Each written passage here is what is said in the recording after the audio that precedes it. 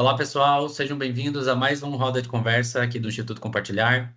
Para quem não me conhece, meu nome é Gabriel, eu sou coordenador e analista de projetos do Instituto Compartilhar. E é uma honra estar recebendo aqui nossos convidados hoje para mais um bate-papo, mais uma roda de conversa, mais uma troca de experiências e compartilhamento de conhecimento. Para quem não sabe, e para reforçar os objetivos desse programa, desse bate-papo, o Roda de Conversa nada mais é do que um encontro de profissionais de educação física ou não, às vezes de outras áreas também, a gente tem esse objetivo de trazer informações novas, atualizar informações, trazer conhecimento para os nossos profissionais, para os nossos educadores, para os formadores, para as pessoas interessadas em esporte, para os amantes do esporte, para todo mundo que se interessa em todos os temas relevantes, da educação física, da atividade física, da saúde e, por que não, de outras áreas também.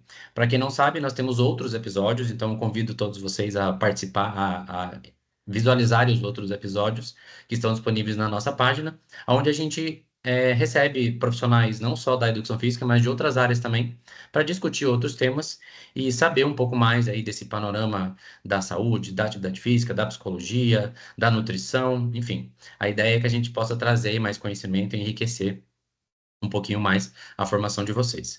Bom, hoje a gente tem dois convidados muito especiais.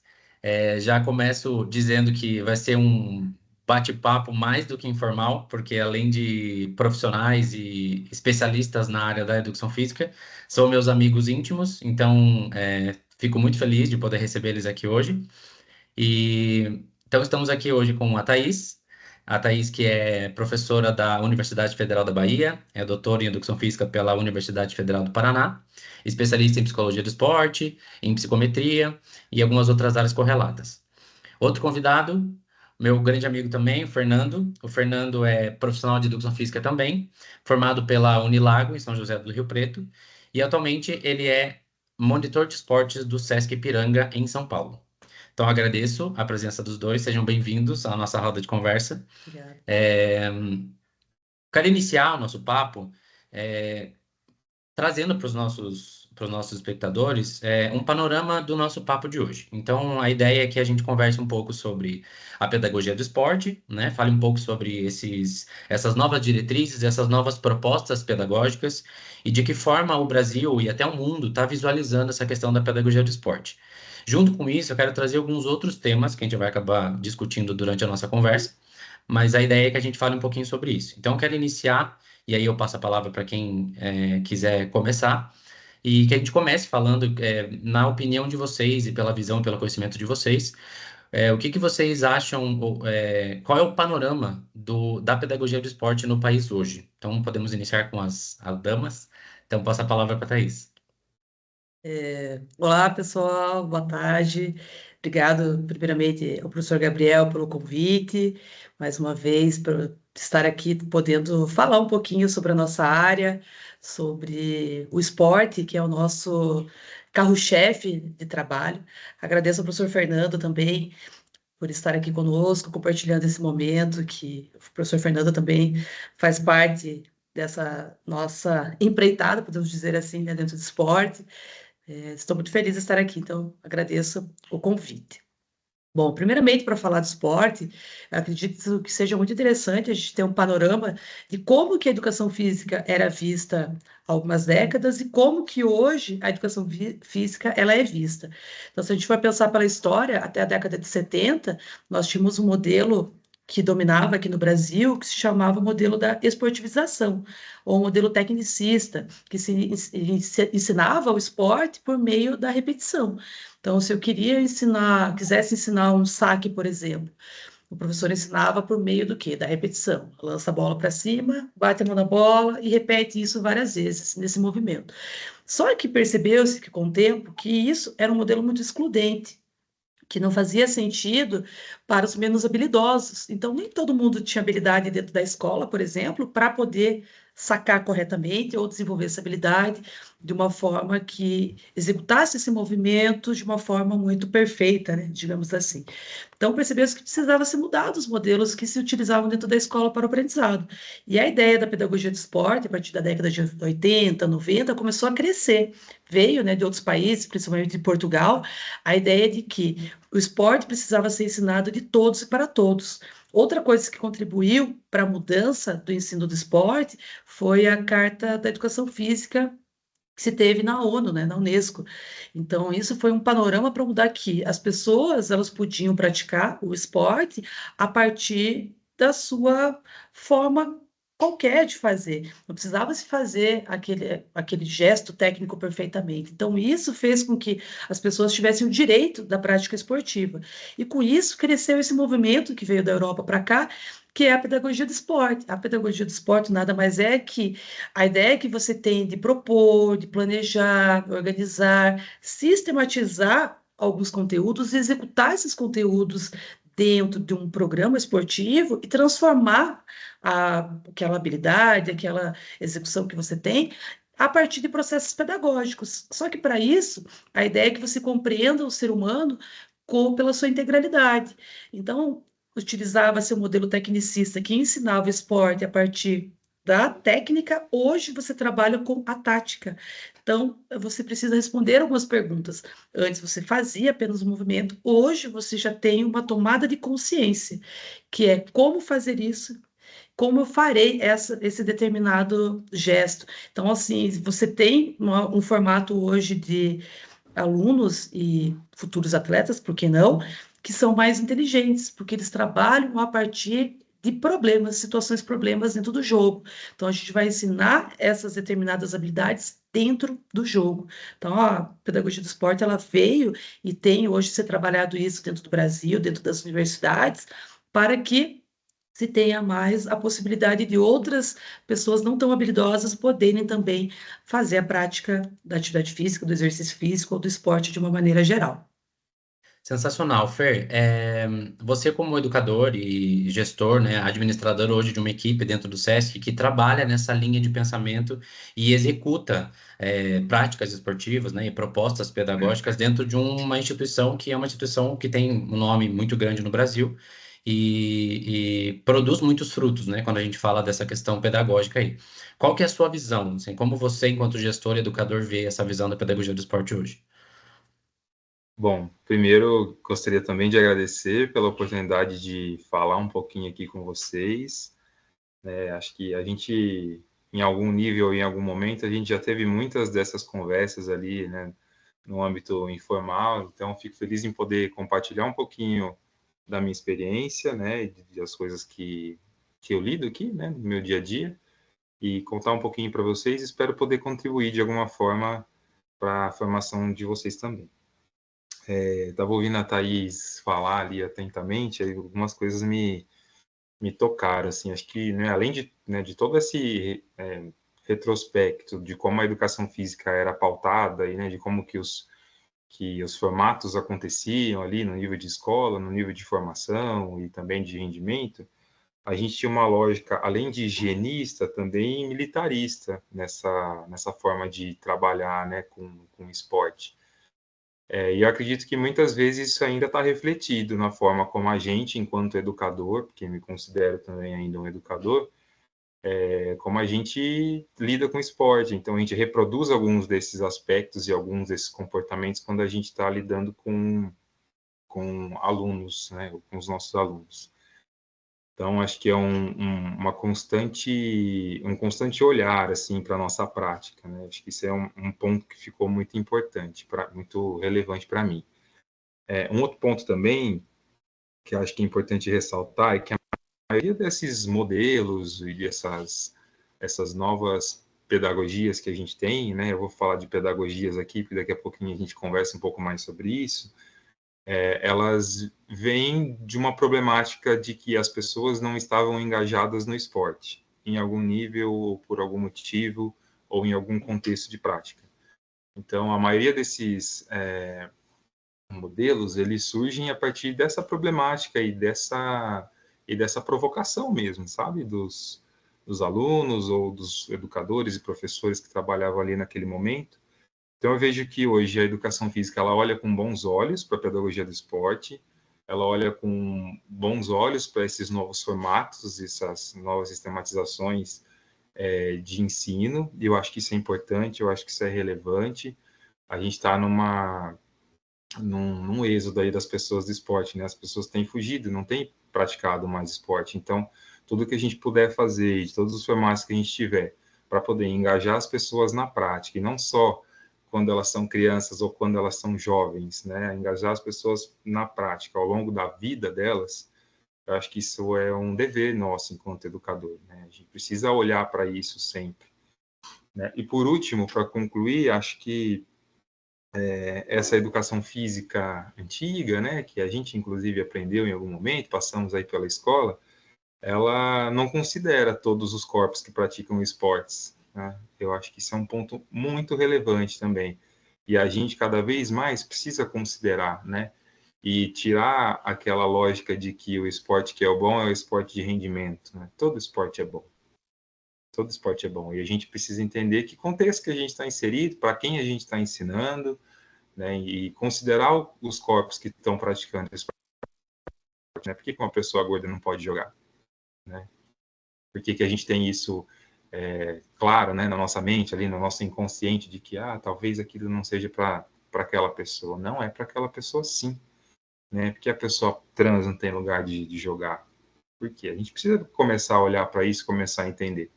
Isso também faz parte dessas quebras de paradigmas que nós, enquanto educadores, precisamos estar sempre atentos e atentas. Perfeito. Você fechou com o termo que eu ia iniciar a minha fala agora. Eu acho que é isso mesmo. A gente está trazendo uma quebra de paradigma atualmente com essas novas propostas pedagógicas. Nós, enquanto educadores do Instituto Compartilhar, a gente também tem essa visão, eu vou chamar de uma visão global do ensino, porque a gente não produz práticas esportivas repetitivas e um sistema fechado. A gente propõe vivências para as nossas crianças. Então, pensando em nós, enquanto educadores e instrutores do Instituto Compartilhar, tudo que vocês trouxeram de informação inicial é algo que para nós enriquece muito a nossa prática e o nosso trabalho, porque a gente trabalha também com essa vivência. Então, a gente propõe para as nossas crianças, a partir de uma metodologia sistematizada, uma vivência esportiva. Então, a gente sabe que dessas 500, 600, 700 crianças que nós atendemos hoje, a gente vai ter ali 5, 6, talvez até menos do que isso, de jovens que vão, de repente, entrar numa equipe profissional, que vão virar atletas de fato, entrar numa periodização de treinamento mais avançada e vão seguir em frente com carreiras esportivas. Mas a gente também sabe que a vivência do esporte traz outras habilidades para nós enquanto praticantes.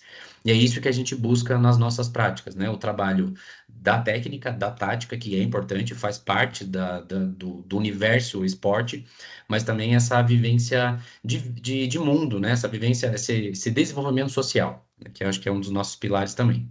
Então, assim, elevando um pouco mais aí o nosso papo e o nosso compartilhamento de conhecimento, eu quero trazer uma ideia para vocês e quero que a gente discuta sobre isso. Então, a gente sabe que dentro dessas teorias novas, e dessas novas propostas pedagógicas, dessas novas teorias que vêm crescendo no país e até mesmo no mundo, a gente tem a proposta do Teaching Games for Understanding. Para quem não sabe, o Teaching Games for Understanding é uma teoria da pedagogia do esporte que traz uma diretriz um pouco diferente desse panorama que a Thaís acabou falando, que o Fernando também trouxe, que é essa visão um pouco mais tecnicista, pautada num ensino um pouco mais cartesiano, e ele traz um olhar um pouco mais amplo para essa questão da vivência prática e da prática esportiva como enriquecimento tático e cognitivo.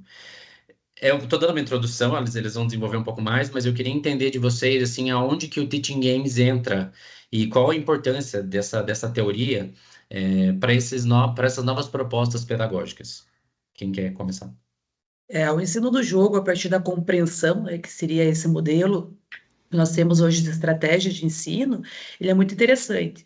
Nada mais é o que o Instituto Compartilhar faz hoje, que é o ensino do jogo a partir da adaptação do esporte do adulto para o esporte para a criança. Então, o que seria esse modelo, né? Ele trabalha com o desenvolvimento da capacidade de jogo a partir da diminuição dos espaços do material que nós temos para que a criança possa aprender aquele modelo. Então, por exemplo, então, vamos usar o vôlei, né, que é o nosso esporte aqui. Então, nós vamos ter o quê? Uma quadra adaptada a partir da idade da criança, a rede de tamanho adaptada a partir da categoria que a criança joga, a bola mais leve do que uma bola que seria para o esporte do adulto, com as regras que rege o esporte de adulto. Todo o material ele vai ser preparado para a criança, para ela conseguir desenvolver.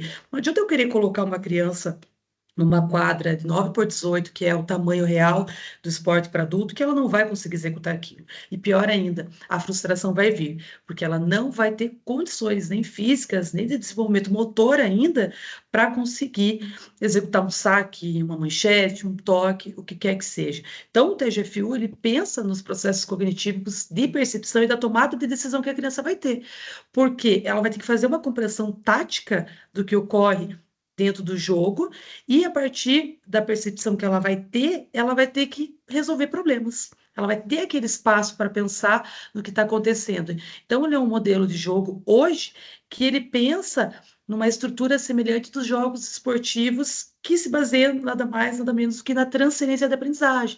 Então, a gente pode trabalhar com o tipo de jogo que a gente quer naquele momento, posso trabalhar com modificação por representação. Essa modificação por representação seria, por exemplo, no vôlei nós temos lá a pontuação até 25 pontos no set normal e no tie break até 15. Eu poderia mudar isso a partir desse modelo para tempo de jogo. Então, ao invés de eu jogar até 25, até 15, eu vou jogar 5 minutos.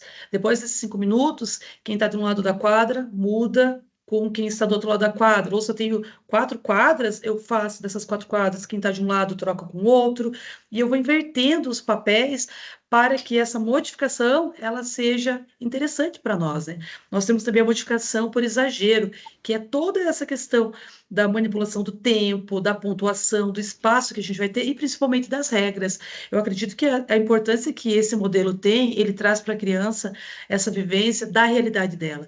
E isso é uma das coisas mais importantes que nós temos. E por fim, a gente vai ter o ajustamento da complexidade tática. O que seria essa compreensão dessa complexidade, né? Seria nada mais nada menos que, além de eu já ter o espaço reduzido da minha quadra, eu, ao invés de pedir para a criança sacar ao fundo da quadra, atrás da última linha que nós temos o saque, eu mudar essa regra. Ela vai sacar a 1 metro da rede de distância. Então, isso vai fazer com que o aluno ele crie um repertório de movimentos que ele vai usar durante o jogo e ele consiga ter uma referência central nele mesmo. Não vai ser mais o professor.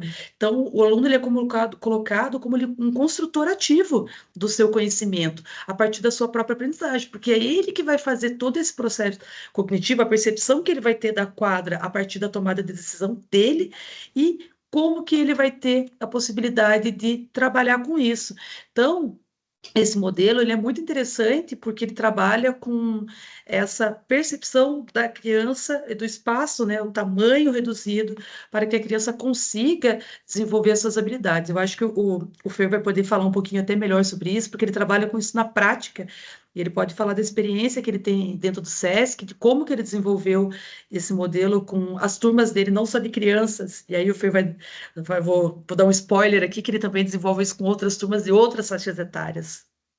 Era Por isso que eu ia favor. trazer e puxar já o Fernando para essa conversa. Então, pensando, né, Fernando, nesse potencial cognitivo que essa teoria tem, né, essa carga cognitiva que o praticante desenvolve, como que você, enquanto gestor e monitor do SESC, ali, como que vocês trazem essa vivência na prática, né? O que que vocês propõem enquanto atividades ali para os seus alunos e isso é importante que o que a Thaís falou também, não só para crianças, né, mas acho que todas as idades conseguem aproveitar dessa teoria e desse modelo pedagógico, né? Então, como que você traz isso para a sua prática?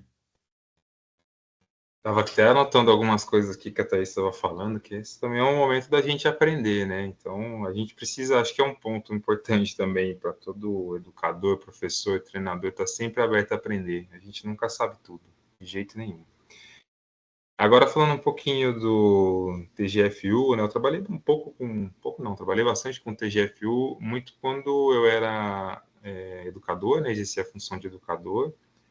Só para vocês entenderem também, para contextualizar um pouco, né? Então, no SESC a gente tem alguns cargos, né? A gente tem o cargo de educador, que são as pessoas que trabalham diretamente com os programas. A gente tem 4 programas, é o programa de esportes, o programa SESC de esportes, que lida basicamente com as modalidades e com esportes desde a faixa etária de 3 anos até esporte para idosos.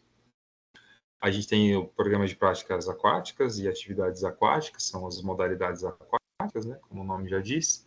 Programa de práticas corporais, que são aulas que remetem às corporeidades, dança, yoga, tai chi chuan, enfim. E a gente tem a ginástica multifuncional, que é o nosso treinamento mais voltado para o funcional, para o treino de força, enfim. Então, eu trabalhava dentro do programa de esportes com algumas turmas, né? E num dado momento, depois eu vou entrar um pouco mais nesse assunto, mas eu estava trabalhando com o modelo de educação esportiva, né? Também conhecido como Sport Education. E nesse momento eu sentia falta de um formato que contemplasse um pouco mais o jogo, né? E que eu pudesse, de fato, ensinar ou trazer alguns aspectos do jogo para os alunos, né? Isso ficou muito evidenciado para mim um dia que eu estava dando aula para minha turma de vôlei jovem, a gente tem uma faixa etária daqui de 13 a 15 anos, e naquele dia a gente estava jogando, a menina estava jogando e tudo mais, caiu uma bola ali no pé dela, dentro da quadra, para dentro da linha, e ela não sabia de quem era a bola. Olha só, né? Eu tenho certeza que alguns de vocês já se depararam com uma situação assim, né? O que isso mostra, né? Naquele momento eu fiquei um pouco assustado, falei, caramba, né? O que está acontecendo? Por que as pessoas não estão aprendendo, né? Então, a minha forma de ensinar ainda era muito tecnicista, eu vim do esporte de rendimento, então eu tinha uma visão de que as pessoas aprendiam todas da mesma forma, né? E naquele momento, aquela ação me mostrou que eu estava equivocado, que eu precisava rever a minha prática, a forma como eu ensinava. Daí eu comecei a estudar um pouco mais, a trabalhar com o modelo de educação desportiva, e aí, né, como eu disse, faltava alguma coisa ainda, né, porque o modelo de educação desportiva não contempla o jogo de fato, né, ele contempla o esporte institucionalizado, né, forma como o esporte acontece, mas o jogo em si não, mas o TGFU sim. Então ali a gente organizou um modelo híbrido ali, trabalhando com os dois modelos num só. Então, isso trouxe muito significado para a prática, para as pessoas que estavam praticando naquele momento, né, para os jovens e para as jovens. Então, eu lembro que na época eu tinha uma média de 13, 14 alunos participando ali por jogo, por aula, né? E a partir do momento que a gente começou a lidar com o TGFU e Sport Education, esse número aumentou vertiginosamente, assim, né? Para o limite de 30 pessoas que podiam se inscrever, a gente tinha 30 alunos em todas as aulas, todas. Né? Então, isso trouxe um engajamento muito grande, né? Então, a gente sempre tem muito essa ideia de que a gente precisa ensinar o técnico, que a pessoa precisa aprender a atacar, precisa aprender a fazer uma manchete perfeita, precisa aprender a fazer um toque perfeito, precisa. Mas em que momento? Né? Não é mais legal a gente dar a oportunidade das pessoas se encantarem pelo esporte, se apaixonarem pelo esporte? A Thaís trouxe muito bem essa questão dessa adaptação da modalidade, né, para a realidade das pessoas, para a realidade da turma. Então, a gente fez isso em muitos momentos, de adaptar a regra, de adaptar o tamanho da quadra, de adaptar o formato do jogo. E eu acrescento uma coisa que o modelo em si não contempla, mas que eu acho muito importante, é de que forma que a gente ensina essas pessoas a competirem. Eu sinto muita falta da competição, e estou falando como uma crítica, inclusive, para as coisas que a gente faz aqui no SESC, da competição como conteúdo de processo de ensino-aprendizagem. A competição ela precisa aparecer como conteúdo de processo de ensino-aprendizagem. É um fato. A gente precisa aprender a competir, aprender a lidar com frustração, conhecer os mecanismos das competições, os tipos e formatos que as competições apresentam. Isso é extremamente importante. A competição está vinculada ao esporte. Não existe esporte sem competição.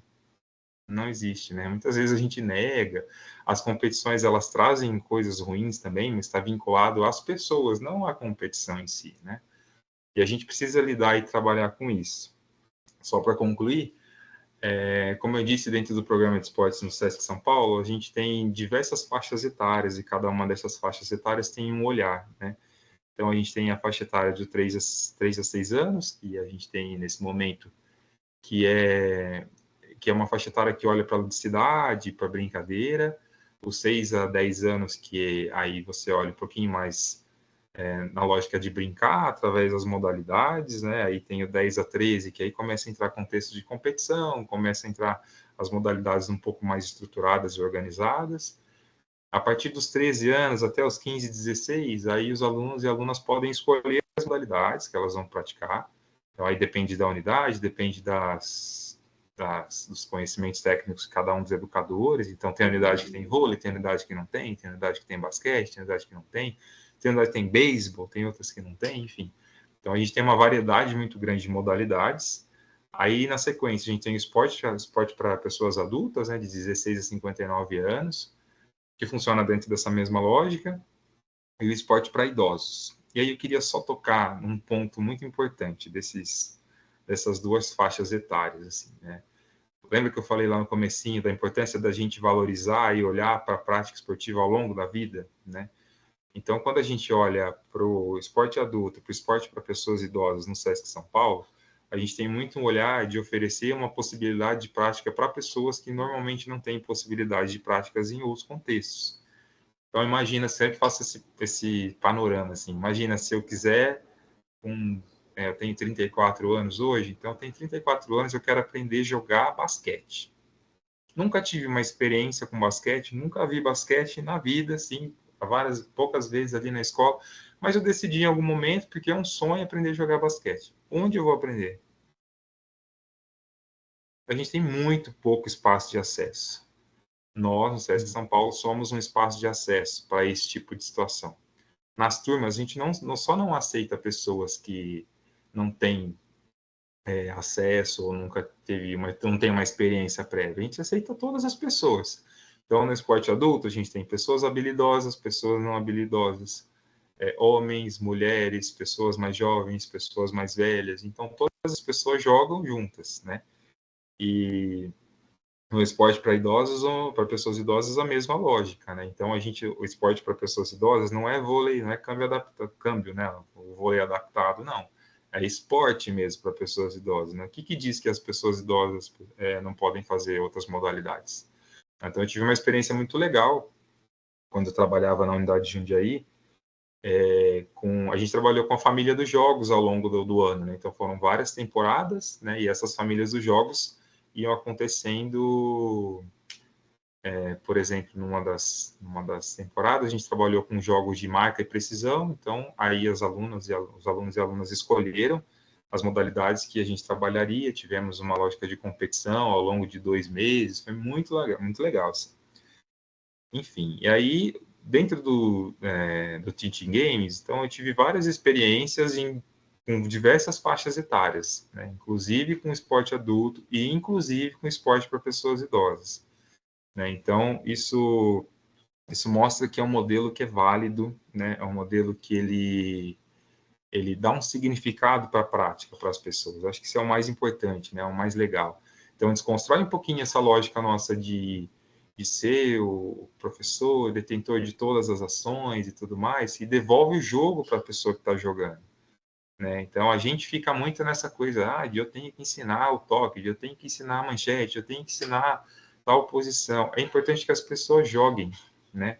Então, eu até anotei aqui, eu vou até fazer uma colinha para não errar, que eu acho que é muito legal a gente colocar aqui como que está sistematizado. Eu acho que isso ilustra muito a minha falha da Thais aqui, né?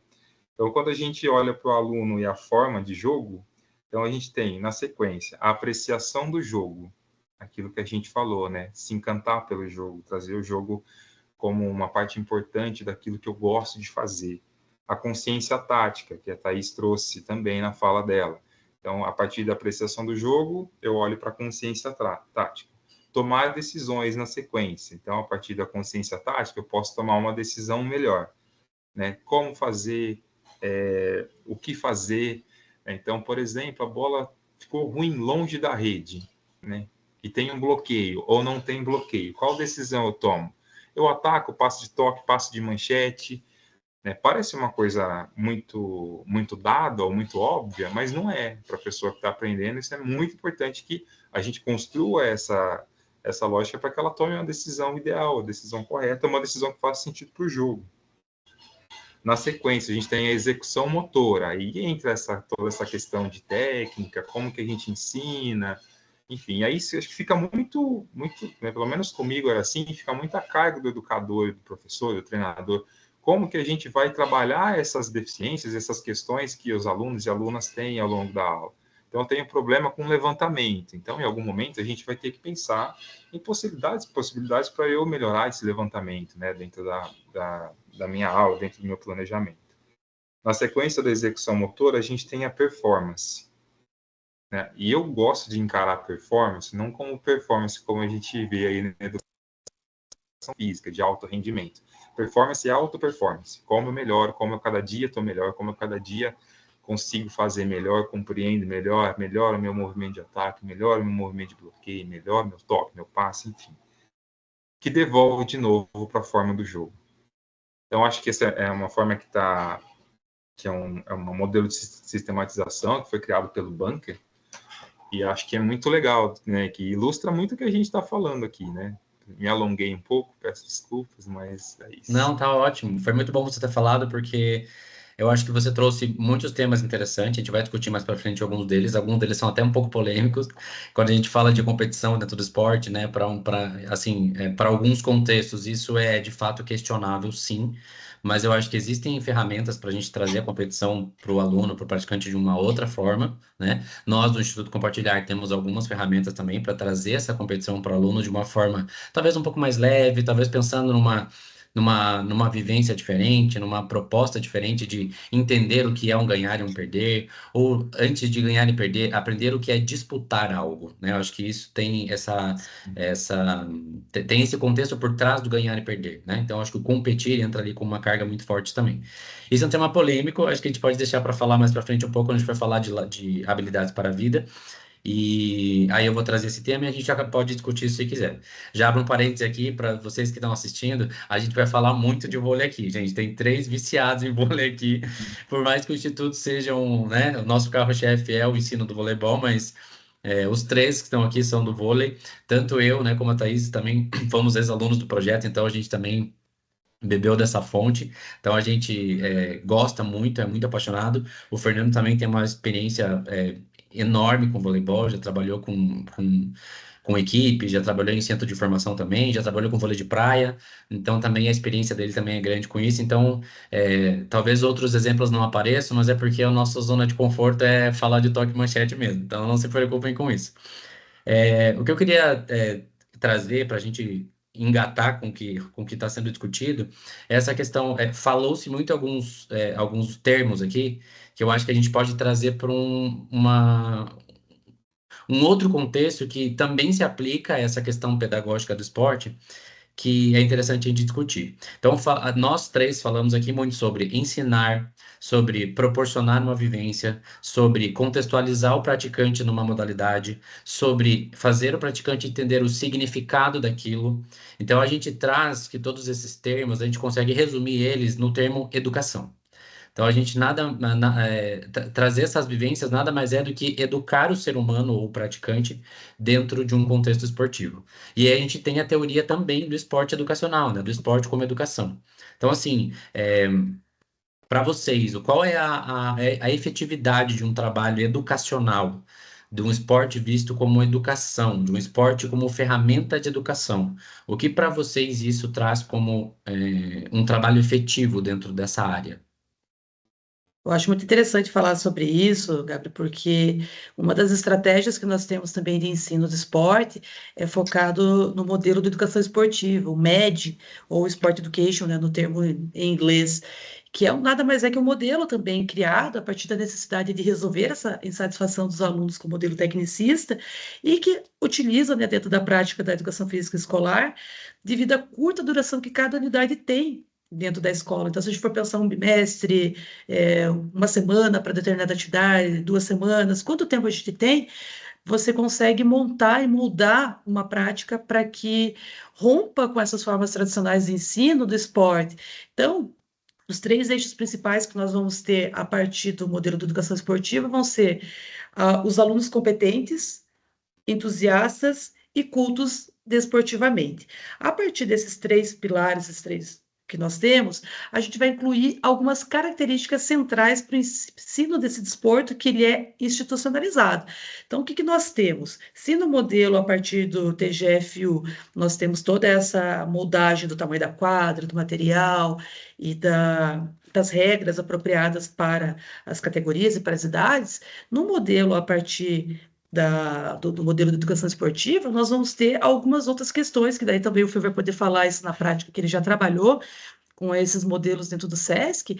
Nós vamos ter algo que a gente vai chamar de época desportiva, que nada mais é do que o momento em que os nossos alunos eles vão ter para trabalhar sobre aquele determinado conteúdo ou aquela modalidade esportiva que a gente escolha.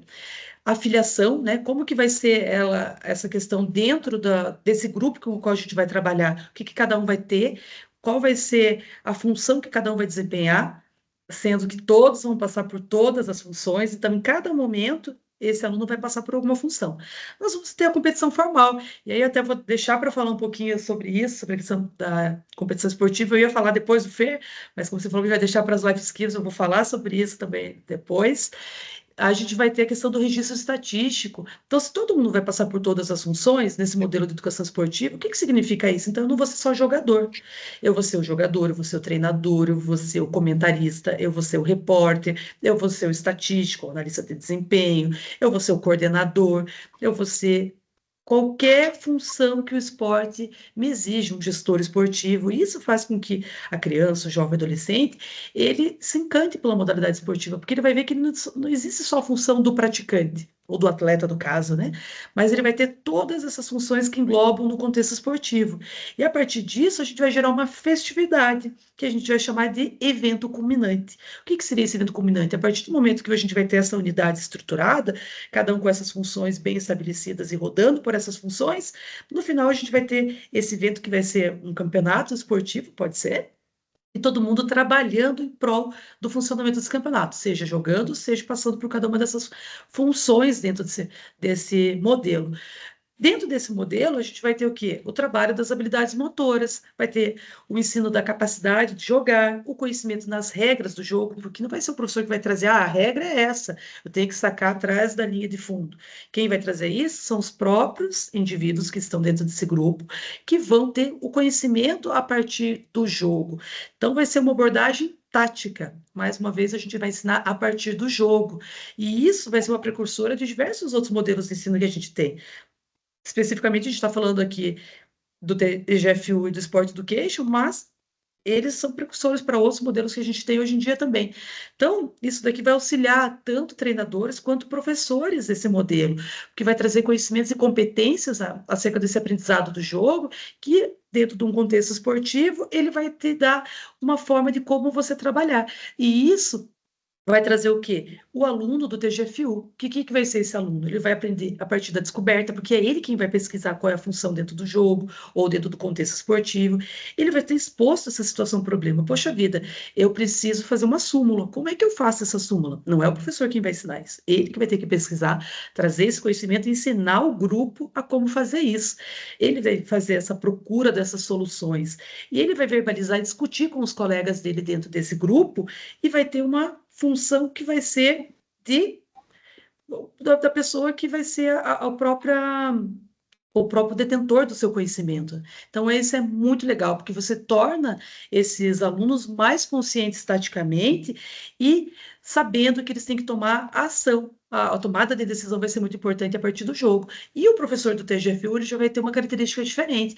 Ele vai ser aquele indivíduo que vai observar o que está acontecendo. Ele vai intervir? Vai, quando necessário, não sempre, porque ele deixa sendo o centro das atenções do próprio aluno. Então, a intervenção vai ser para uma melhoria da habilidade, como o Ver falou na fala anterior dele, mas essa questão da observação do jogo vai ser muito importante para o professor, para ele conseguir entender o que está acontecendo e deixar o próprio aluno ser o seu professor, né? Nesse caso. Então, ele é muito interessante. O modelo do Bunker e do Tomp, de 82, que o próprio Fer falou aquela hora, ele é muito interessante por isso, porque o jogo ele vai ser o central.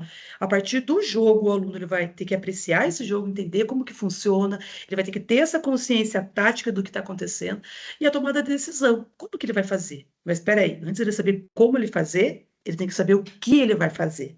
E a partir disso, ele vai executar essas habilidades e vai ter um desempenho. E esse desempenho, ele não está ligado à performance esportiva, ele está ligado a um desempenho da melhora da sua própria habilidade. A consequência pode ser uma performance esportiva? Pode, mas pode ser que seja o quê? A melhora da sua própria habilidade nas outras funções que ele vai ter dentro do jogo. Então, isso é muito interessante, porque faz com que esse aluno ele tenha uma chance de entender muito mais o jogo do que simplesmente eu passando uma tarefa e o aluno executar essa tarefa. Então, isso eu acho que é uma das características mais interessantes que a gente tem dentro desse modelo, e, particularmente, você utilizar só, né, eu penso, né, que você utilizar só um modelo ou só outro, não é interessante. É interessante quando você mescla esses modelos. Aí o Fernando também vai ter esse local de fala para vocês também, porque ele trabalha com isso também, e ele tem a própria visão sobre isso. E eu para os meus próprios alunos eu digo sobre isso, a importância de você conseguir trabalhar com esses modelos, você não ficar amarrado em um modelo, você ter essa possibilidade de trabalhar com vários formatos de jogo que a gente vai ter. É interessante você falar sobre isso. Eu já vou trazer o Fernando para essa conversa para a gente encerrar esse ciclo de assunto, mas para retificar para você que está assistindo a gente, a riqueza do trabalho e o que a gente desenvolve enquanto educadores e formadores do Instituto Compartilhar, essa vivência para nós é algo muito presente nas nossas atividades, nas nossas ações esportivas. Então, a Thaís citou a questão dos eventos. Dentro dos nossos eventos do Instituto, a gente tem um momento onde a criança vai jogar, a gente tem um momento onde a criança vai apitar o jogo, a gente tem um momento onde a criança vai fazer a súmula, a gente tem um momento onde a criança vai coordenar o espaço onde o jogo está acontecendo. Então, isso retifica o nosso trabalho de alguma forma, né? É muito legal e gratificante a gente ouvir essas coisas, porque mostra o caminho que a gente está seguindo, é um caminho correto dentro do que é proposto, né? É claro que é difícil e é polêmico também a gente falar sobre certo e errado, né? Quando a gente está no meio aí onde várias teorias se apresentam, onde vários educadores, vários formadores de opinião trazem propostas que têm a sua validade. É um pouco complicado a gente falar de certo ou errado, mas acho que dentro do que a gente propõe enquanto atividade, dentro das nossas diretrizes, da nossa proposta pedagógica, a gente traz toda essa vivência que a Thaís explicou para a gente aqui e traduz basicamente nas nossas aulas, nas nossas ações, nos nossos eventos, nos nossos trabalhos de valores, que é o que a gente vai falar um pouquinho mais para frente. Trazendo o Fer para essa parte da conversa, para a gente encerrar, eu vou abrir um parênteses aqui e contar para vocês uma história que o Fer, ele costuma, quando ele era educador, né, hoje ele tem um cargo de gestão, mas quando ele era educador, ele costumava postar as coisas que ele fazia, nas aulas que ele dava e tudo mais. E eu achava sensacional quando ele postava ele na quadra com os alunos dele sentados no chão ou no banco e um quadro na frente das crianças onde ele desenhava o que estava acontecendo na quadra, o que a quadra, em que lugar a pessoa tinha que se deslocar na quadra, onde cada pessoa ia ficar, qual era o objetivo daquela aula, daquela movimentação que ele estava dando. Então, assim, essa ferramenta nada mais é do que trazer educação esportiva para os praticantes. Isso é um trabalho extremamente rico quando a gente fala de pedagogia do esporte, né? Então, trazer, às vezes fica meio, eu usei o termo cartesiano, né? Trazer esse quadro com a caneta e fazer a criança sentar e olhar para um quadro é muito formal, mas a riqueza que isso tem e a riqueza pedagógica que isso traz para um processo de ensino-aprendizagem é muito, muito importante. Então, eu quero trazer o Fernando para essa parte da conversa para ele, de fato, explicar de que forma ele educava os seus alunos e quais eram as atividades práticas que ele colocava como proposta para desenvolver esse esporte como educação.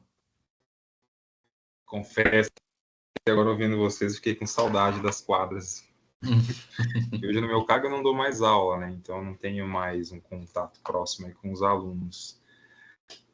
Isso me remeteu a... Até vou pegar uma cola aqui, para não esquecer de nenhum princípio. O João Batista Freire traz 4 princípios pedagógicos do esporte, né? E eu vou ler eles aqui para a gente poder começar essa conversa. O primeiro princípio é ensinar o esporte a todos. O segundo princípio é ensinar bem esporte a todos. O terceiro é ensinar mais do que esporte a todos. E o quarto é ensinar a gostar de esporte. Isso conversa muito com o que a gente estava falando aqui agora. Acho que o Gabriel trouxe muitos pontos assim interessantes, importantes, né? Vou começar a destacar alguns. Então, acho que a primeira coisa, né, de tudo que a gente conversou aqui, é que quando a gente está disposto a trabalhar com um modelo, seja o TGFU, seja o Sport Education, acho que é importante que a gente estude muito, entenda o que a gente está fazendo, né? E eu estou falando isso porque eu tive muita dificuldade, né? Então, eu vim do esporte de rendimento, eu tinha uma visão muito tecnicista do esporte, então quebrar todos esses paradigmas, como a gente falou, eles exigem muito da gente, né? Por que eu falo isso? Porque quando você dá autonomia para os alunos, isso é muito difícil, você dar autonomia para os alunos, você precisa entender e precisa ensinar as pessoas a fazer isso, né? E precisa se colocar também num papel de mediador, né? De mediar situações, né? Então, como que eu consigo dar autonomia para os meus alunos? Como que eu envolvo os meus alunos nos processos de tomada de decisão do grupo? Né? Como que eu envolvo meus alunos no processo de tomada de decisão dos conteúdos que vão ser ensinados no planejamento? Né? Parece que não, mas faz muito sentido e engaja mais as pessoas para a prática, porque elas sabem o que elas vão fazer. O Gato tocou aí no ponto das aulas, da lousa, enfim, que os alunos tinham, e eu usava isso como estratégia principalmente com o esporte adulto. Por quê? Os alunos conheciam todas as fases do planejamento, todas, faziam parte de todos os processos e ajudavam a construir todos os processos. Então, no começo do ano, a gente tinha uma avaliação diagnóstica, onde a gente sentava junto, conversava, discutia o que era importante para o grupo, então tinha momentos em que eles só jogavam, e aí a gente fazia uma avaliação desse jogo, né, para onde a gente queria ir, o que a gente tinha de expectativa, definir os objetivos, ali no comecinho do ano. A partir daí, a gente ia organizando os conteúdos e as estruturas do que ia acontecer, né?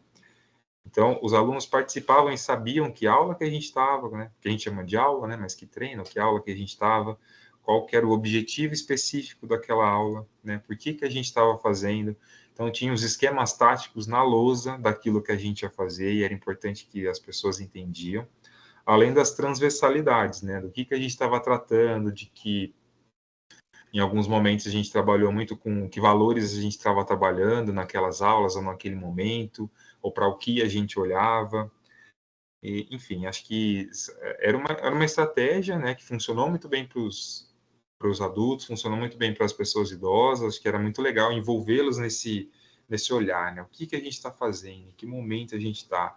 Os alunos tinham o planejamento, tinham a periodização inteira, porque tem um formato de periodização muito mais simples, claro, mas a gente também trabalhava com formato de periodização, os alunos tinham acesso a isso. E aí eu vou entrar agora mais numa coisa que eu trabalhei muito, eu estava pensando aqui, a Thaís estava falando, eu estava pensando quantas temporadas eu já passei com Sport Education enquanto eu era educador. Aí, fazendo uma conta aqui bem por baixo, foi por volta de 16, 17 temporadas, de mais ou menos uns 6 meses cada uma. Então, foi muito tempo, né? Bastante tempo trabalhando com isso, né? Então, eu já passei por muitas fases. Uma fase de ser muito tranquilo, de ser muito complexo, de ter que lidar com coisas que eu não estava esperando, né? E aí eu vou falar de cada um desses elementos, né? A gente chama de elementos, né? Essas coisas que precisam estar contidos no modelo para que a gente possa considerar que aquele é um modelo. Então, todos os modelos têm isso. Acho que o primeiro é a temporada, como eu acabei de falar aqui, dando um exemplo anterior.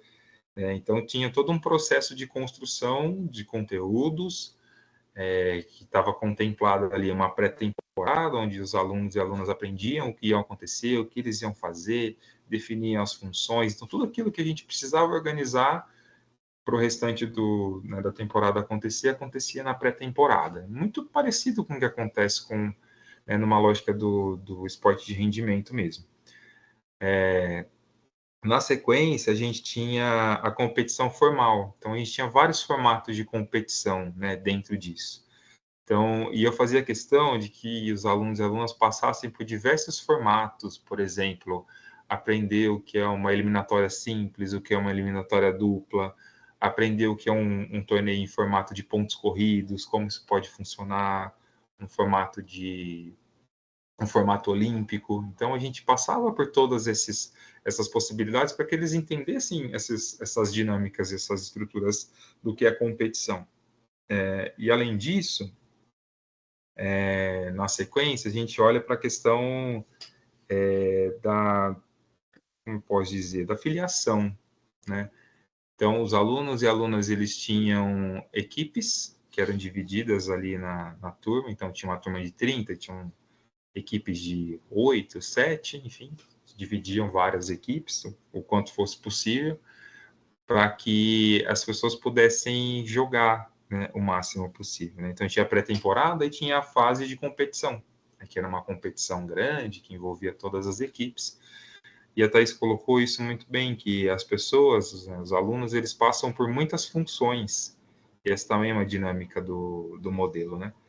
Então, eu tive muitas funções ali trabalhadas, né? Então, passou desde árbitro, segundo árbitro, como eram muitos alunos, então a gente conseguia trabalhar com muitas funções diferentes. Então, tinha treinador, tinha capitão, tinha preparador ou preparadora física, tinha repórter, tinha estatística, tinha um monte, mas muito mesmo. E como que a gente fazia? Como que a gente aprendia a fazer tudo isso, né? Que essa é a grande pergunta. Tudo na pré-temporada. Então, na pré-temporada, todo mundo passa por aprender todas essas funções, né? Então, a gente teve diversas formas de estruturar isso depois na fase de competição, né? Então, às vezes a gente escolhia, às vezes os alunos escolhiam, às vezes era por sorteio, a gente já fez por indicação, tinha várias formas. E tudo isso é válido, tudo isso é legal, né? Então, aí na fase da competição, então a gente tinha várias equipes, então enquanto duas equipes jogavam, uma outra equipe, a terceira equipe, ela trabalhava nesse jogo.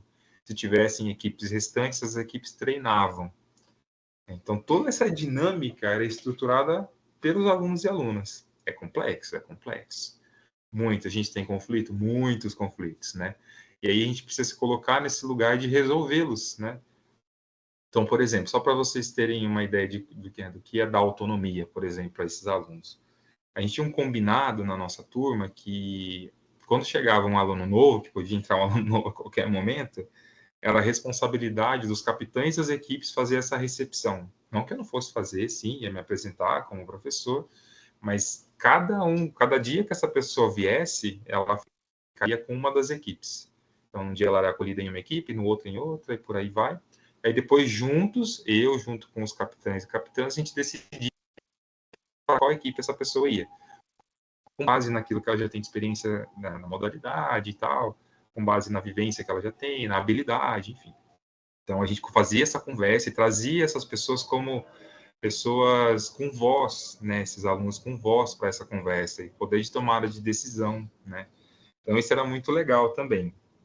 Um outro ponto era o registro estatístico, então todas essas competições, elas geravam estatística de alguma forma, né? Então tinha várias formas, tanto olhando para a questão dos pontos, a gente tinha pontos para fair play, tinha um sistema de pontuação que era bem diferente, e a gente também tinha os estatísticos do jogo, né? Estatística de jogo, então a gente olhava muito para isso.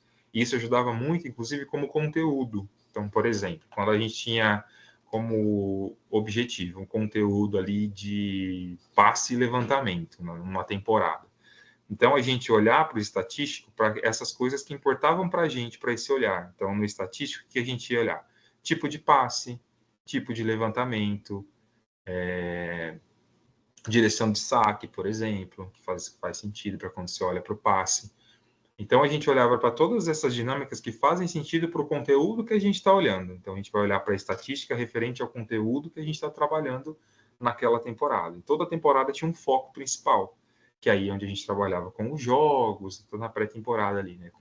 Com aprender a jogar e tal. Aí, a festividade, que para mim era a coisa mais complexa de todos esses elementos, né? Que é deixar as pessoas animadas e entusiasmadas pela prática o tempo inteiro, né?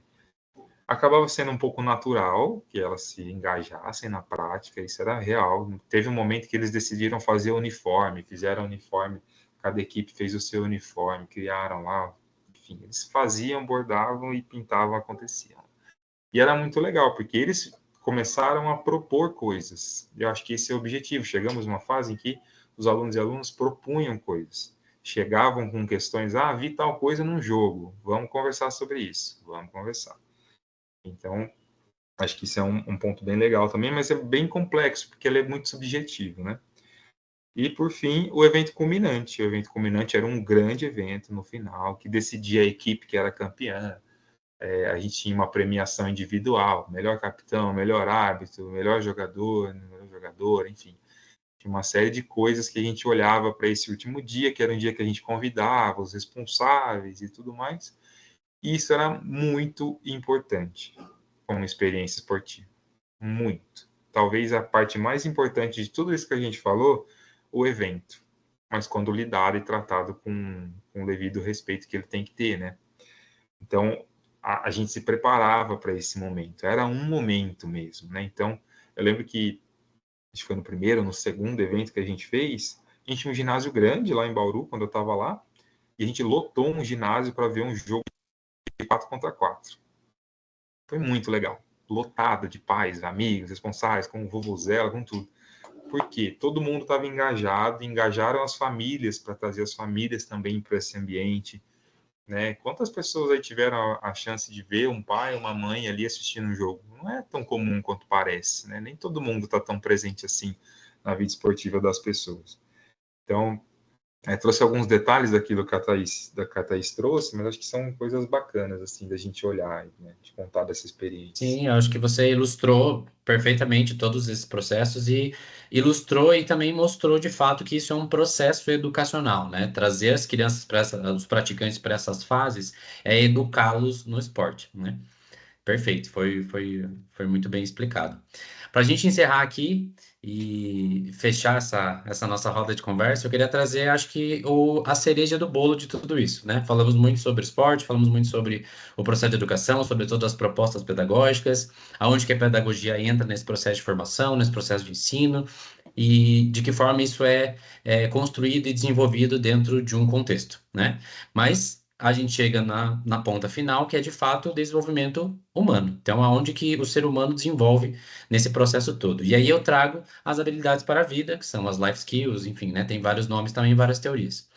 Eu queria, só para a gente finalizar, que vocês falassem um pouquinho, de forma breve, de que forma vocês enxergam esse processo todo culminando nesse potencial desenvolvimento de habilidades para a vida, assim, aonde que, é, de fato, se existe um momento onde essas habilidades para a vida ficam mais evidentes, se dentro das propostas existe algo que, de fato, não, aqui a gente, de fato, desenvolve habilidades para a vida, ou não, cada processo tem o seu valor, cada processo tem a sua importância dentro desse contexto, e lá no final a gente de fato consegue desenvolver o ser humano.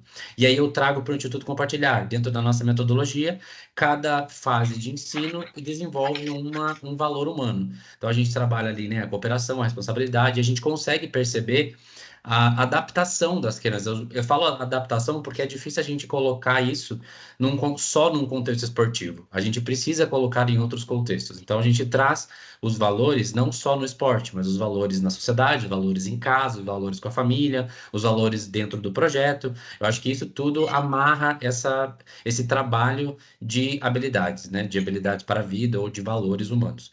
Então, queria só que vocês mostrassem para a gente encerrar de que forma essas habilidades para a vida se apresentam dentro dessas propostas. É muito interessante trazer isso, Gabi, porque é uma das temáticas mais estudadas atualmente no mundo. Vem tanto no Canadá, como nos Estados Unidos, Reino Unido, na Austrália, agora aqui no Brasil. Nos últimos anos, a gente tem percebido que o desenvolvimento positivo de jovens é uma perspectiva baseada na psicologia positiva, e ele acredita, permeia que todos os indivíduos eles têm talentos. Isso acho que é o mais importante de todos dentro dessa teoria, né? E qualidades, interesses que têm um potencial e um futuro de sucesso. Então, a gente não trabalha com o erro, com a dificuldade do aluno, mas com as habilidades que ele tem, ele desenvolve isso. Então, quando aplicado isso ao esporte, ele pode contribuir no aprendizado do nosso aluno, a partir das habilidades, dos valores, das competências, como muito bem você colocou aqui para nós. E a partir disso, eu queria só fazendo um link com o que eu falei, o Fer falou lá no comecinho sobre a questão da competição esportiva. Na semana passada, eu ministrei uma aula na minha disciplina de Esporte 2, que eu tenho lá na Universidade Federal da Bahia, e a aula era, o título da aula, Competição Esportiva no Contexto Escolar. Eu começava a aula perguntando para os alunos, o que vocês entendem por competição? Vocês acham que a competição esportiva é importante? Não. O que vocês veem? Aí começou. Um aluno, porque eu acho que não tem que ter competição, porque a competição é isso, aquilo. O outro, não, é importantíssimo, a vida é uma competição.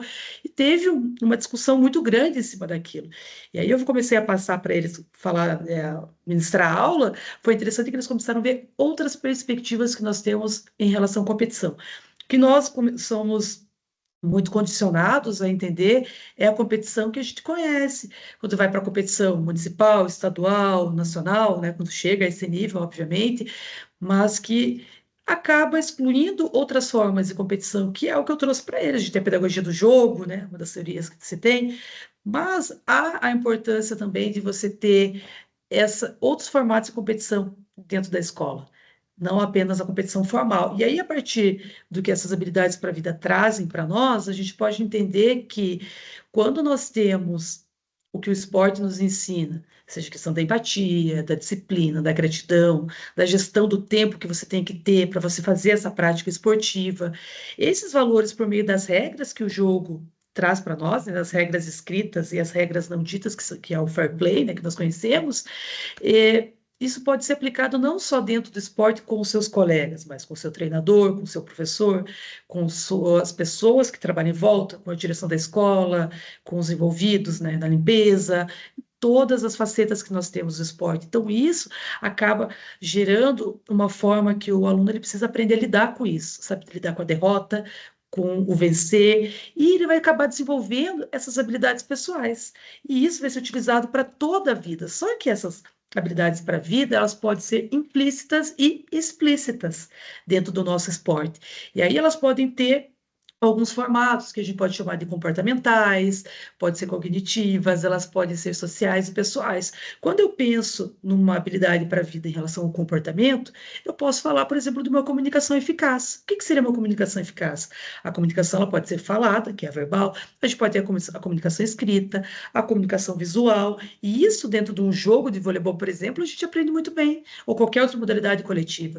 E isso a gente reflete o quê? Na forma como esse indivíduo ele vai se transformar num cidadão e o quanto isso vai refletir na vida profissional dele depois, ou na vida pessoal dele. A gente tem a questão cognitiva, que vai ser a tomada de decisão eficaz. Como que eu tomo uma decisão? O Fer ilustrou muito bem isso dentro do esporte. Porque a gente vai ter conflito? Vai ter conflito, porque eu vou ter uma opinião, você outra, ele outra. Mas como que a gente faz esse gerenciamento dessas questões? Então, é muito importante.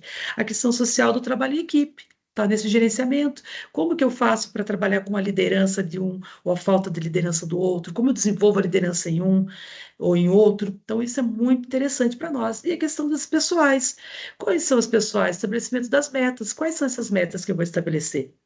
Poxa, eu quero melhorar hoje a minha habilidade do toque. Eu vou fazer isso? Qual vai ser o meu objetivo? Só melhorar? Não. Além de melhorar, eu quero para o mês seguinte, ou para daqui a 2 meses, melhorar o meu levantamento, que já é a aplicabilidade do fundamento dentro do jogo. Então, esse é o estabelecimento de metas, cada um vai ter a sua. E como que isso vai acontecer? Vão ser a partir das estratégias que eu vou propor, que são essas atividades que vão ser implícitas ou explícitas dentro da minha atividade. Eu posso fazer, o Instituto Compartilhar faz isso muito bem, né? O Gabriel falou, sou ex-aluna como ele, e eu lembro muito bem das atividades que se tem dentro do Instituto. Você tem dias que você faz a sua atividade física, o componente técnico da aula, mas você vai ter um tempo específico da aula para você trabalhar com essas habilidades para a vida. Então, eu vou trabalhar com as habilidades sociais, eu posso trabalhar com trabalho voluntário. Olha que interessante desenvolver o trabalho voluntário com crianças já no início, para entender o que é o trabalho voluntário. Eu posso trabalhar a questão da democracia, da igualdade, do desfecho, o que isso acaba gerando, por exemplo, quando eu tenho uma desigualdade da quantidade de meninos que praticam esporte e quantidade de meninas que praticam esporte. Se a gente for levar isso hoje lá para o alto rendimento, é a primeira vez na história que nós vamos ter nos Jogos Olímpicos de Paris uma quantidade maior de mulheres indo para os Jogos Olímpicos do que homens. Veja, gente, quantos anos nós temos desde o esporte antigo, esporte moderno, esporte contemporâneo que nós vivemos hoje. Pela primeira vez, nós temos mais mulheres do que homens. Então, isso é uma desigualdade, é algo que a gente tem que trabalhar também dentro do esporte. Eu posso trabalhar com a questão de uma estratégia para a eleição do capitão. Como que eu vou eleger o meu capitão? Ah, o professor que elege. Seria um formato autoritário, mas eu posso trabalhar com isso com uma eleição dentro do meu grupo. Poxa vida, como que eu vou eleger? Ah, eu acho que tem que ser o Gabriel, porque o Gabriel ele é bem dinâmico. Eu acho que tem que ser o Fernando, porque o Fernando ele é mais atento. Então, quais são as características que são levadas? Eu posso fazer uma votação. Então, isso faz com que os alunos eles entendam essas habilidades e tragam isso para uma transferência de aprendizagem, que são essas habilidades para a vida. Então, essas discussões, elas são ainda incipientes aqui no Brasil, e o ensino dessas habilidades, ela vai acontecendo normalmente de modo mais não intencional e ao acaso. Mas, a partir desses últimos 5 anos, mais ou menos, a gente pode ver que isso já tem sido começado a colocar em algumas atividades, não só no contexto escolar, a gente pode falar do contexto educacional do Sistema S, por exemplo, ali do SESC, ou do sistema que nós temos também dos projetos sociais, no caso do Instituto, que já são colocados explicitamente dentro das aulas. Então, isso vai ser um diferencial para essas crianças que participam desses projetos, para quando eles se tornarem cidadãos, forem maiores de idade, tiverem que trabalhar e trazer isso para a vida. Eu acredito muito que essas atividades elas são importantíssimas. Então, inclusive, uma das atividades para a minha turma que eu falei para vocês é isso: eles têm que montar um evento culminante dentro da disciplina e tem que trabalhar com as life skills, tem que colocar os momentos da aula e do momento do evento culminante. Então, isso é uma das coisas mais importantes que eu acho que no cenário atual da pedagogia do esporte, como nós estamos vendo a prática, é algo que é importantíssimo que os professores tenham em mente e comecem a trazer para as suas realidades práticas. Para ilustrar tudo isso que a Thaís falou, né, dentro da nossa realidade de instituto, eu vou citar dois exemplos bem rápidos aqui. Atualmente, há algumas semanas atrás, um núcleo nosso lá do Rio de Janeiro fez um evento onde era uma festa julina, né, a festa de encerramento deles, e o correio elegante da festa julina do vôlei era um correio de valores. Então, eles tinham que fazer o bilhetinho, o correio elegante, entre aspas, só que esse bilhetinho deveria ser direcionado a um funcionário da escola que não fosse do núcleo projeto ali, não Uhum. fosse professor do projeto, nem aluno do projeto. E esses bilhetes eram lidos em voz alta para todo mundo ouvir. Então eles tinham que pegar o bilhetinho e escrever para a zeladora. Aí a zeladora ia até o ginásio e eles liam o bilhetinho de carinho para a zeladora. A professora de biologia, a professora de português, o diretor da escola, a inspetora. Então todos esses agentes do ambiente escolar ali ganhavam um correio elegante da festa do vôlei e esse bilhetim era lido de forma pública para que todos eles retificassem essas palavras de carinho. E na ocasião, uma das professoras, deu um depoimento muito forte onde ela falou que o projeto tem uma força tão grande dentro daquela escola que às vezes ela tem vontade de desistir de tudo, mas quando ela olha os nossos alunos fazendo aquilo, é a chama que ela precisa para seguir em frente e entender que o trabalho dela está sendo bem feito. Então, acho que esse é um exemplo muito bacana do que a gente trabalha aqui, né, enquanto instituto.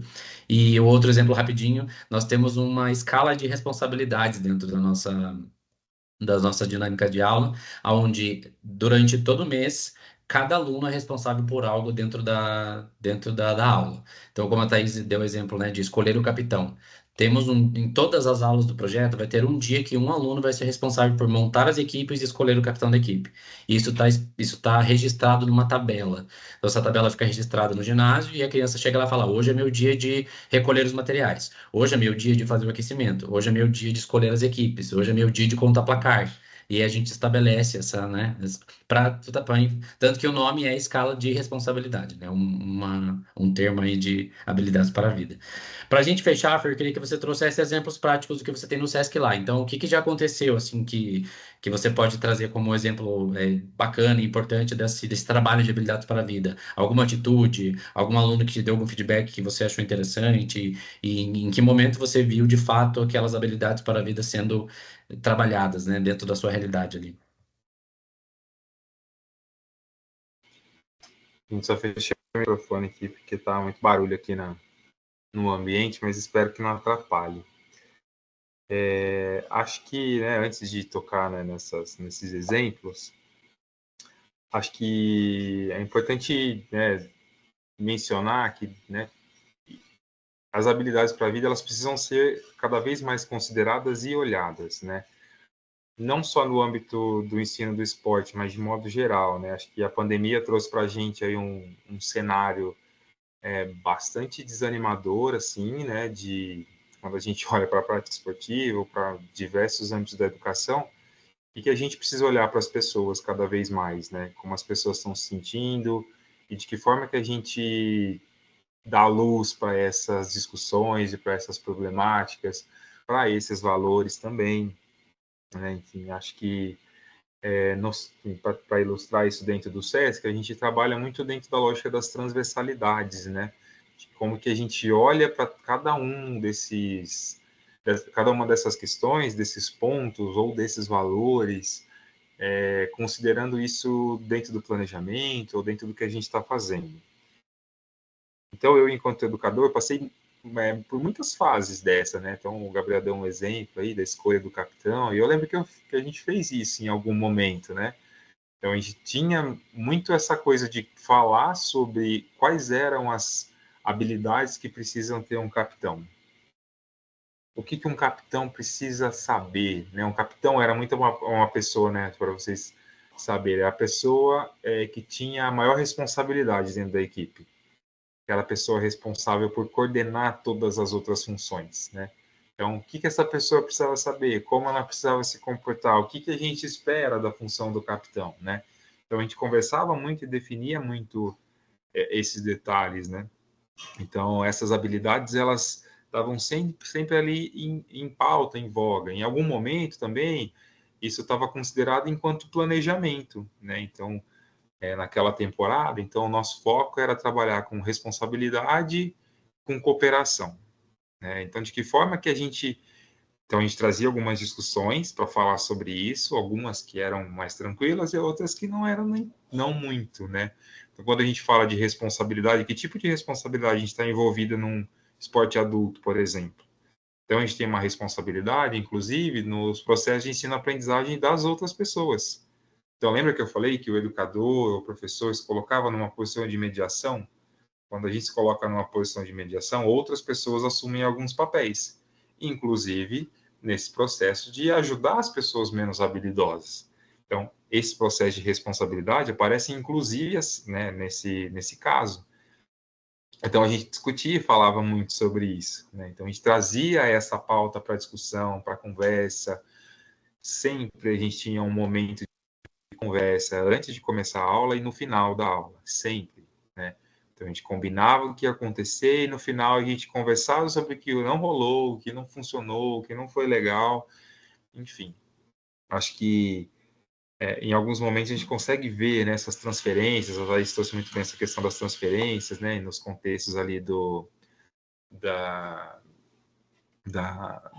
enfim, da vida da pessoa fora do ambiente esportivo. E por fim, eu queria dar só um exemplo, né, que acho que ilustra muito bem isso, que eu tinha um aluno que o nome dele era Enzo, era, não é Enzo. E o Enzo era um aluno extremamente tímido, vergonhoso, não conseguia se comunicar, ele só falava com a gente olhando para baixo. E ele chegou, acho que na segunda temporada, assim, que eu estava trabalhando com a turma, e aí ele se inseriu muito rapidamente ali, conseguiu entender. Então ele foi passando por várias funções. Então ele começou com funções mais simples e que ele não precisava se expor tanto, né? Então ele começou com estatística, que ele só precisava observar. Depois ele foi para uma função de preparador físico e tal. Nanana. Foi passando, foi para uma função de árbitro. Uma função de árbitro, né? Você precisa ter uma responsabilidade, né? Então, a tua decisão vai decidir se, né, pode decidir um jogo, vai decidir um ponto para uma equipe ou para outra equipe. Então, isso gera uma responsabilidade muito grande. Ok. O Enzo, em algum momento, ele chegou para mim e falou assim: professor, é o seguinte, hoje eu me sinto pronto e confiante para poder exercer a função de capitão. Aí eu falei, caramba, que legal, né? Tá, mas vamos entender como que isso vai acontecer, né? Naquele momento, a gente estava passando por esse processo de decidir como a gente ia fazer essa escolha do capitão. E aí a turma tinha decidido que seria por votação. O Enzo foi, e é uma votação aberta, não é votação por equipe. Então, todas as pessoas podiam ser votadas, né? E a gente falava muito dessa questão do olhar para as habilidades, para poder. A gente está chamando aqui de habilidades, mas ali a gente falava para os pontos que a gente achava importantes, né? E isso estava definido e escrito, né? Ali para os alunos olharem. E o Enzo foi o mais votado, o mais, assim, disparado, o mais votado. E aí ele chegou para mim e falou, professor, tal, e agora? Tá, beleza, vamos lá, vamos aprender a ser capitão. Então eu sempre tinha uma reunião com os capitães, a gente tinha momentos fora, né, do horário de aula, assim, do horário da turma mesmo, para poder discutir e conversar algumas coisas. E o Enzo foi disparado o melhor capitão que a gente já teve. O cara mais responsável, mais entusiasmado, com maior responsabilidade, assim, que trazia as pessoas para jogar e engajava todo mundo e queria fazer coisa diferente. Tiveram outros exemplos parecidos também, mas esse foi um que me marcou muito. E isso mostra muito a nossa responsabilidade enquanto educadores, professores, treinadores, né?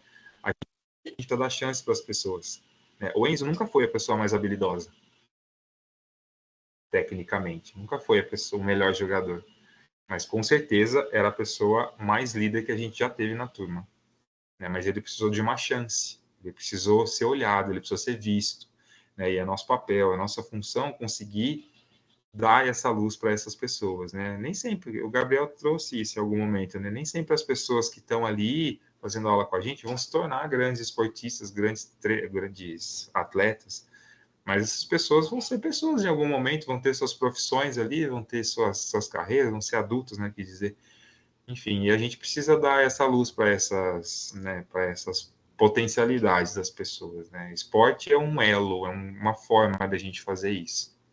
Sim. Acho que para fechar e a gente, né, finalizar essa conversa incrível que a gente teve hoje, eu costumo brincar falando sério com todos os meus professores que eu coordeno aqui no Instituto, que antes da gente trabalhar valores, o professor precisa ser o detentor dos valores. Nós, educadores, precisamos ser os guardiões desses valores. Então, antes de passar isso para os nossos alunos ou para quem estiver na nossa rota de ensino, a gente precisa entender, absorver e internalizar esses valores para que isso seja passado à frente e a gente consiga produzir esses frutos, que foi exatamente o que o Fernando explicou aqui agora para a gente, que foi muito, muito bonito. Gente, acho que é isso, né? Acho que conseguimos aí passar bastante informação. É, acho que a conversa foi bastante rica, né? A gente conseguiu atingir o nosso objetivo aí de conteúdo. Mais uma vez quero agradecer a presença de todos vocês aqui, do Fernando, da Thaís. Obrigado por disponibilizar o tempo de vocês para estar aqui com a gente hoje. As portas do Instituto estão sempre abertas para vocês sabem disso, então quando precisarem de algo da gente, estamos de prontidão sempre para vocês. Vou deixar a palavra com vocês, para vocês darem uma mensagem final, para a gente poder encerrar essa roda de conversa de hoje, tá? Então, Thaís. Eu quero agradecer esse momento. Fico muito feliz pelo convite, Gabriel, em nome do Instituto, por ser ex-aluno e poder participar desse momento de conversa mesmo, que precisarem também de mim, estou à disposição. Agradecer ao Fernando também por partilhar esse momento, essas vivências dele, que são muito importantes e enriquecedoras para nós aqui dentro da academia, dentro da prática, e isso é muito bacana, fico muito feliz. Obrigada. Fernando, por favor. Também gostaria de agradecer rapidamente, não vou me alongar muito não, fico muito feliz em poder contar, né, dessas experiências, desses relatos. Eu acho que é importante a gente cada vez mais vincular, né, a academia com a prática, né? Acho que é sempre o meu grande objetivo, assim, poder ver que a gente está tão bem embasado, que a gente está tão bem estruturado, olhando para coisas que são tão importantes, me deixa muito feliz, né? Eu conheço o Instituto, né, acho que fez parte do meu processo de formação enquanto professor também, então sempre contribuiu muito para as coisas que eu fiz, né, e faço. Então, né, contem comigo, estou à disposição, né, no que precisar, podem acionar, tá tudo certo. Gente, mais uma vez, muito, muito obrigado pela presença. A você que está assistindo a gente, obrigado pela paciência, por ter ficado até aqui. Espero que vocês tenham gostado e até a próxima roda de conversa com mais convidados aí para compartilhar conhecimento com vocês, tá bom? Um abraço e até a próxima.